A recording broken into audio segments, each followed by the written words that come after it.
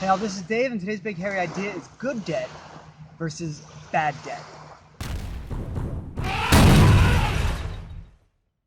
All week we've been talking about compounding and debt and interest, and you might tend to think, you might get the idea that actually debt is something really bad that you want to avoid, and there's definitely people who have that perspective. And they're like, you know what, you want to get rid of all debt, you don't want debt on your shoulders, you want to get rid of it.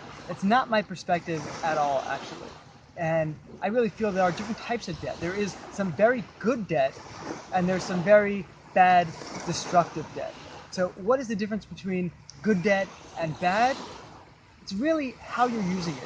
Good debt is usually given in the context of leverage. So let's take a story here. Let's say we've got a guy who's got a house, and it is completely paid off. Say he inherited this house, and it's $1 million house, but he's got no mortgage, he's got no debt on it, he's completely debt-free. But he can, if he wants to, take out a mortgage, say a 90% mortgage for 90% of the value of the house at 6% interest. Should he go ahead and do so? Well, if your perspective is to just completely get rid of debt, then the answer is very clear. No, you've got all your debt paid off. Definitely don't go ahead and borrow any money on that. Why do you want to be paying into all this money? The interest on $900,000 of debt is just gigantic. You're going to sink yourself under that.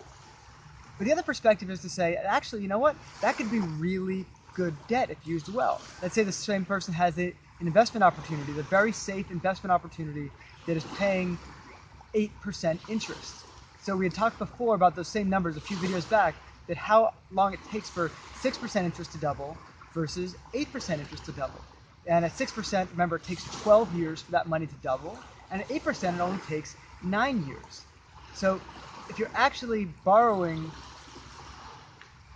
that $900,000 at 6% interest, that each year, if you're able to take that and invest it at 8%, that each year you're really making money. You're making 2% in effect on that $900,000, and 2% interest on $900,000 can really add up to be quite a bit of money each year. And if it's allowed to keep growing and compounding, then in about 36 years, or 35, 36 years, that 2% interest is gonna double. So you're able to take that $900,000 and completely pay off that debt you had on the house and have $900,000 left. So good debt is often leveraged. You're able to borrow against something in order to then take that money and do amazing things with it. So oftentimes people will borrow against one house that they own in order to be buying a second house that they can be using as a rental property.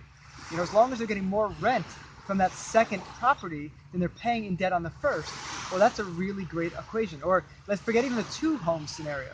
Let's say they've got the ability to buy a rental property, and they can buy the entire thing in cash, they've got enough cash for it, or they can take out a mortgage on it. Well, if they take out a mortgage, they might be able to use a small amount of money to go a long way. Rather than buying a 2-unit rental property that has 2 apartments in it, they might be able to buy a 10-unit building and get that much more rent. And they still have to pay back all this additional debt, but because they're leveraging that debt, they're leveraging the mortgage, they're getting back much more from it. It's actually a really incredible source for building wealth.